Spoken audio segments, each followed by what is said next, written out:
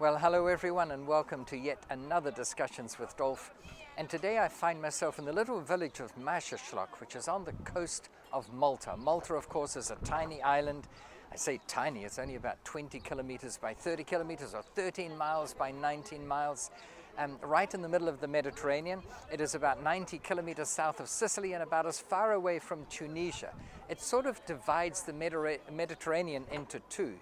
And of course was a very important strategic point during the Second World War. But even so, it's this tiny island, it's its own independent nation. It joined the EU about a dozen years ago. They swapped their currency for the euro.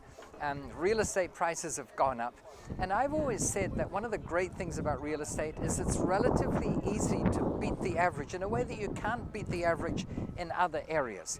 I, for the life of me, don't know how I can consistently and in a proven manner beat the average in the stock market. I always say that mutual fund managers try and about half of them succeed in any given year and the other half don't. That's how you get an average, of course. But interestingly, the half that succeed in beating the average in one year don't necessarily represent the same half that beat the average the next year. Whereas I've explained and shared many times on these videos how you can beat the average in real estate. And one of the ways you can beat the average is by investing in real estate that is near a body of water.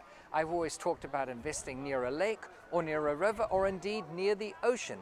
And there are myriad reasons why investing in real estate near a body of water gives you an advantage over other real estate that is not near such a body. One of the reasons is you can never be built out. Obviously, if you face the water, they're not going to build something, not that I can think of anyway in a hurry, that is sticking out at sea. And so that's one reason why there's an advantage. You've got great views.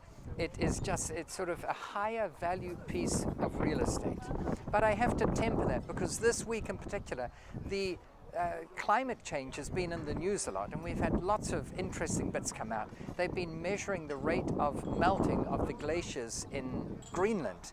And there's just been a massive big chunk of Greenland ice that has melted and disappeared into the ocean. And they predict around 200 cubic kilometers is about to recede and melt and go into the ocean. You can, of course, measure and calculate that for every cubic kilometer of ice that melts, how much the sea level rises by an average around the world. And you've all heard predictions that by the end of this century, sea levels will have risen by quite a lot, by more than a meter. And I'm only about half a meter above the sea level at the moment, and we're between tides right now, so even at a high tide it's even less. If sea levels were to rise by 4 meters, this little village here would be absolutely inundated with water.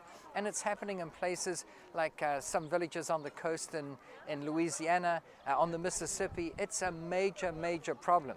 So you have to temper your enthusiasm to buy by a large body of water by making sure that whatever you do buy is sufficiently high above sea level that you won't be affected by that.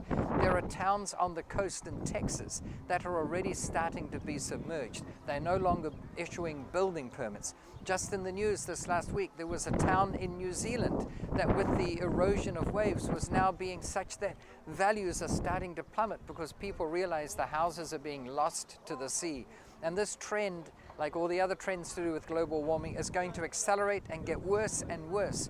And that's why I say you can beat the average, and you can even beat the average when it comes from the perspective of how to avoid a loss. If we know that sea levels are rising, you might disagree as to whether humans are the cause of it or not. If you believe that they're rising, just avoid buying real estate that's right on the water's edge, because if they were to rise by 1 or 2 meters, then of course you would lose out. Anyway, from this beautiful village here in the middle of spring, I guess, in the middle of the Mediterranean, I want to wish you, until next time, as always, successful investing. Thank you so much.